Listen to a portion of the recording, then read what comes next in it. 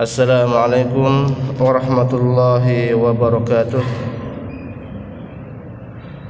Alhamdulillah rabbil alamin, wassalatu wassalamu ala rasulillah wa ala alihi wa ashabihi wasallam wa man tabi'ahum bi ihsanin ila yaumil qiyamah, amma ba'd. Qala Allah ta'ala: يا أيها الذين آمنوا اتقوا الله حق تقاته ولا تموتن إلا وأنتم مسلمون.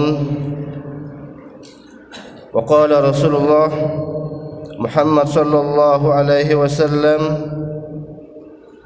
فإن أصدق الحديث كتاب الله وخير الهدى هدى محمد صلى الله عليه وسلم وشر الأمور محدثاتها وكل محدثة في الدين بدعة وكل بدعة ضلالة وكل ضلالة في النار، أما بعد. Ma'asyiral muslimin, jamaah salat subuh yang dirahmati oleh Allah Subhanahu wa taala. Segala puji bagi Allah Subhanahu wa taala atas segala limpahan nikmat yang Allah berikan kepada kita semua, sehingga dengan nikmat tersebut kita dapat melaksanakan solat subuh berjamaah di tempat yang mulia ini. Kemudian tidak lupa kita sampaikan selawat kepada Nabi kita, Nabi Muhammad sallallahu alaihi wasallam, dan juga kepada keluarga beliau, kepada sahabat-sahabat beliau, dan kepada seluruh kaum muslimin yang berusaha mengikuti langkah beliau sampai akhir zaman. Ma'asyiral muslimin, jamaah salat subuh yang dirahmati oleh Allah Subhanahu wa taala. Pada kesempatan pagi hari ini saya akan menyampaikan amalan yang banyak menyebabkan manusia masuk surga,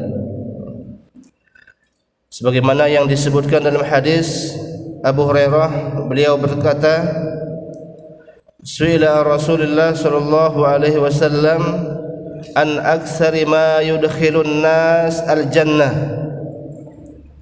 Rasulullah sallallahu alaihi wasallam ditanya tentang penyebab kebanyakan manusia masuk surga. Rasulullah sallallahu alaihi wasallam menjawab, taqwallahi wa husnul khuluq. Yang pertama adalah bertakwa kepada Allah Subhanahu wa taala, dan yang kedua adalah husnul khuluq, akhlak yang mulia, akhlak yang terpuji, akhlak yang baik. Nah, dua amalan inilah yang menjadi penyebab banyaknya manusia masuk surga. Mudah-mudahan kita memiliki dua sifat ini, ya, dua amalan ini, sehingga kita digolongkan masuk surga oleh Allah Subhanahu wa taala. Kemudian apa itu takwa? Kita sudah sering mendengar dalam khutbah-khutbah bahwa takwa itu adalah menjalankan perintah Allah dan menjauhi larangannya. Ini makna secara umum, ya, makna secara umum. Dan akhlak yang baik itu adalah bagian dari takwa juga. Nah, akhlak yang baik adalah bagian dari takwa. Ibnu Mas'ud radhiyallahu anhu, beliau menafsirkan ayat Allah Subhanahu wa taala, ya ayyuhalladzina amanu taqullaha haqqa tuqatih. Wahai orang-orang yang beriman, bertakwalah kepada Allah dengan takwa yang sebenar-benarnya. Dan Ibnu Mas'ud menafsirkan ayat ini, beliau mengatakan ayyuta fala yu'sa. Hendaklah Allah itu ditaati, fala yu'sa, jangan dimaksiati. Wa yuzkaru fala yunsa, dan Allah itu hendaklah selalu diingat-ingat, fala yunsa, jangan dilupakan Allah Subhanahu wa taala. Makanya dalam hadis lain Rasulullah sallallahu alaihi wasallam bersabda, ta'arraf ila Allah fil raha ya'rifka fi syiddah.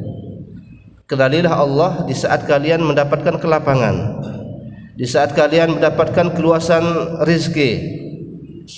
ingatlah kepada Allah Subhanahu wa taala, maka Allah pun akan ingat kalian di saat kita mendapatkan masalah atau musibah, ya.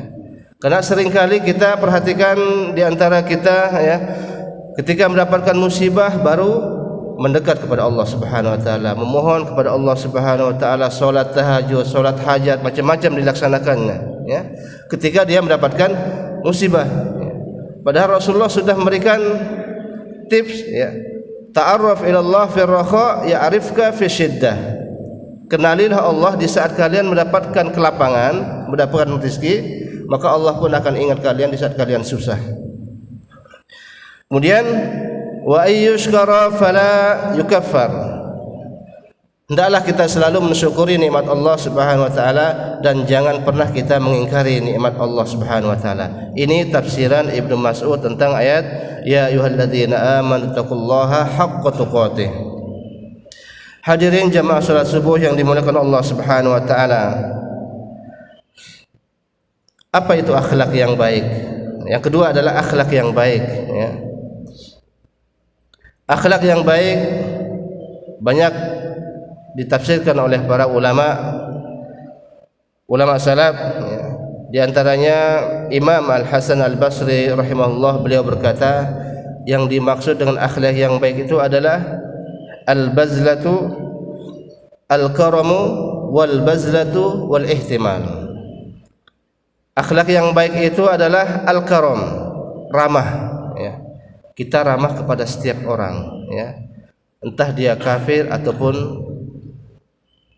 musyrik, ya, apalagi sama kaum muslimin, maka hendaklah kita selalu ramah. Yang kedua adalah al-bazlah.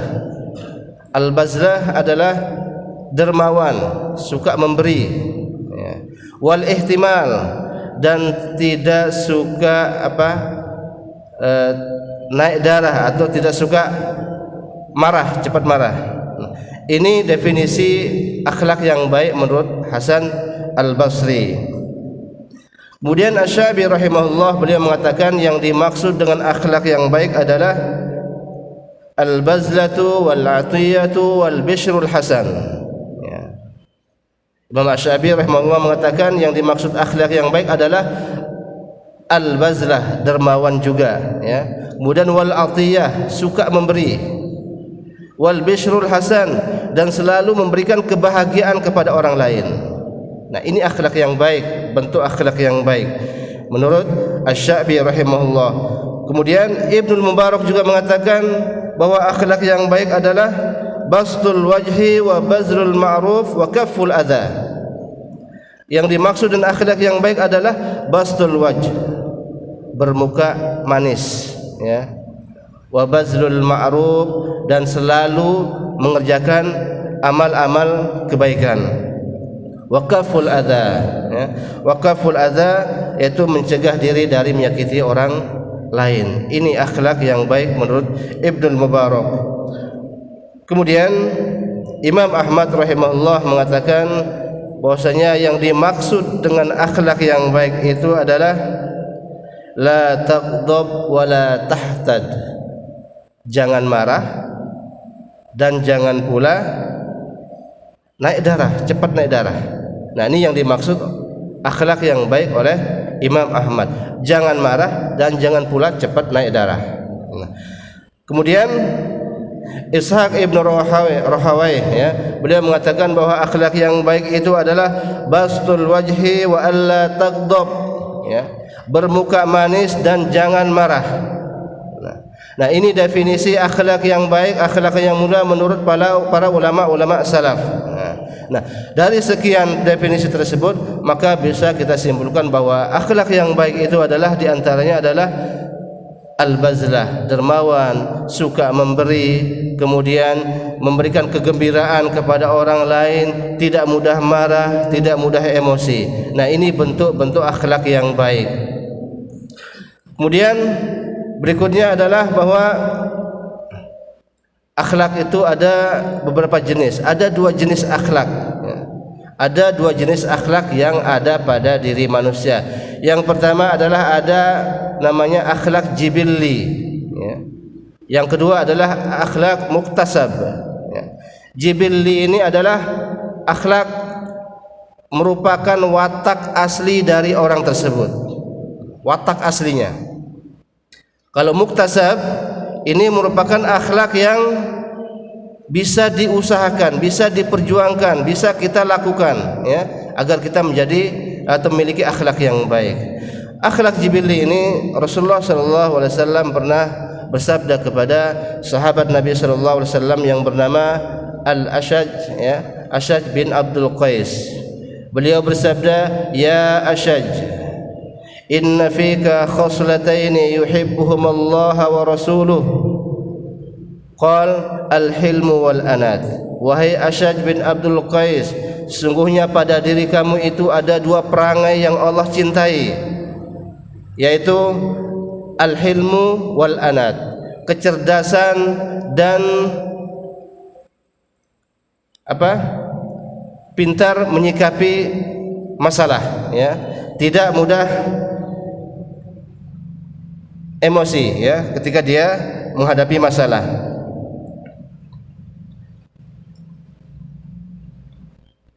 Kemudian,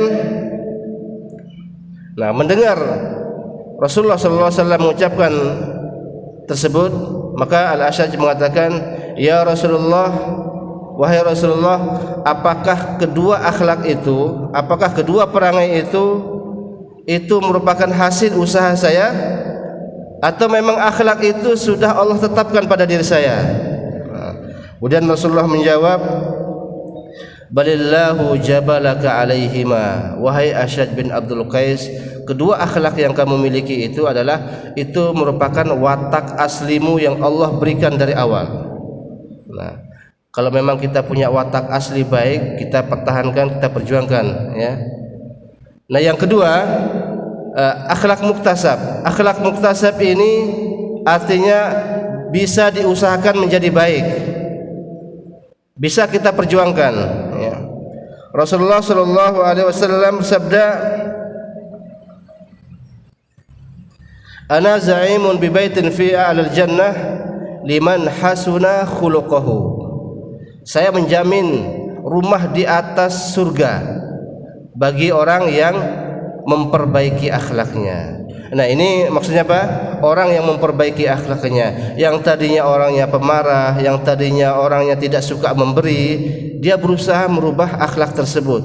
Yang tadinya pemarah menjadi penyabar, yang tadinya tidak suka memberi menjadi suka memberi. Kemudian Rasulullah SAW bersabda, "May yatasabbar yusabbiruhullah." Barang siapa yang berusaha untuk bersabar, maka Allah akan jadikan dia penyabar. Kedua hadis ini menunjukkan bahwa akhlak yang baik itu, akhlak yang buruk bisa kita perbaiki, ya. Bisa kita perbaiki menjadi baik, dari pemarah menjadi penyabar, dari tidak suka memberi menjadi suka memberi. Oleh karena itulah hadirin yang dimuliakan Allah Subhanahu wa taala, maka hendaklah kita senantiasa berusaha menghiasi dan membiasakan diri kita dengan akhlak yang mulia. Jangan pernah kita mengatakan saya ini sudah wataknya seperti ini, ya. Enggak bisa dirubah. Memang dari sananya sudah seperti ini, jadi enggak bisa dirubah. Hadirin rahimakumullah, kalau memang akhlak itu tidak bisa dirubah, maka untuk apa Allah dan Rasulnya memberikan motivasi kepada kita untuk berakhlak yang baik? Ini menjadi catatan kita, ya. Hadirin yang dimuliakan Allah Subhanahu wa taala, kemudian bagaimana cara kita memperbaiki akhlak kita, ya. Banyak cara yang kita lakukan agar akhlak kita yang tadinya tidak baik menjadi baik, yang tadinya tidak penyabar jadi penyabar, yang tadinya tidak suka memberi jadi pemberi. Maka banyak cara yang kita laksanakan. Di antaranya yang pertama, hendaklah kita belajar, terus belajar, ya.